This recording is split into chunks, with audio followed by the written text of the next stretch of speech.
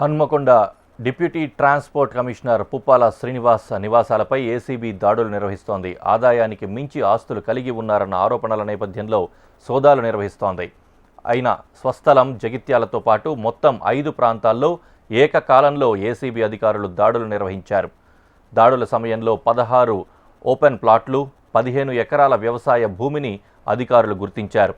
ఆస్తుల విలువ భారీగా ఉంటుందని, ఆదాయానికి మించి ఆస్తుల కేసులో ఏసీబీ కేసు నమోదు చేసి డీటీసీ పుప్పాల శ్రీనివాస్ను అదుపులోకి తీసుకున్నారు.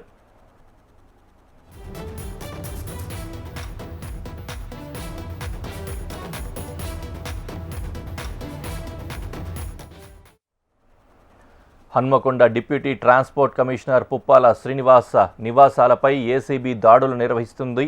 ఆదాయానికి మించి ఆస్తులు కలిగి ఉన్నారన్న ఆరోపణల నేపథ్యంలో సోదాలు నిర్వహించింది. ఆయన స్వస్థలం జగిత్యాలతో పాటు మొత్తం 5 ప్రాంతాల్లో ఏకకాలంలో ఏసీబీ అధికారులు దాడులు నిర్వహించారు.